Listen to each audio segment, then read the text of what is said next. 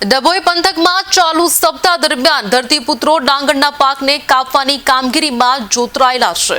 આ વર્ષે ખેડૂતો નિરાશ છે કે મહત્વનું છે કે કમોસમી વરસાદના કારણે ડાંગરમાં ભારે નુકસાન થયું છે। ખેડૂત આગેવાનોના અંદાજ મુજબ ડભોઈ પંથકમાં આશરે વરસાદે 30% પાકને ખરાબ કરી નાખ્યો છે, જેના કારણે કરોડોનું નુકસાની વેઠવવાનો હાલ ખેડૂતોને વારો આવ્યો છે। પાછલા વર્ષની જેમ આ વર્ષે પણ અન્ય આર્થિક ક્ષેત્રોની જેમ ખેતીના વ્યવસાયને પણ વ્યાપક પ્રમાણમાં નુકસાની વેઠવવાનો વારો આવ્યો છે। આ વર્ષે ચોમાસાની પહેલા મહત્વનું છે કે ચોમાસાની પહેલા ત્રાટકેલા કમોસમી વરસાદને કારણે ડભોઈ તાલુકાની હજારો હેક્ટર જમીનમાં ખેડૂતોના ડાંગરના પાકને ભારે નુકસાન પહોંચ્યું છે। ડભોઈ તાલુકામાં અંદાજે 2200 હેક્ટર જમીનમાં ડાંગરનો પાક લેવાયો હતો।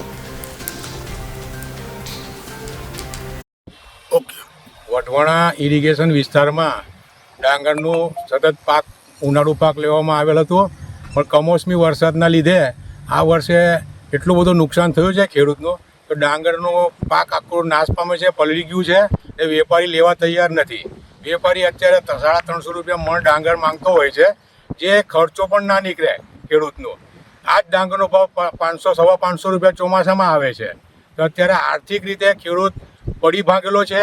લોનના હપ્તા ભરવા કે બેંકમાં પૈસા ભરવાની સંકળામણ ઊભી થવાની પરિસ્થિતિ ઊભી થઈ છે।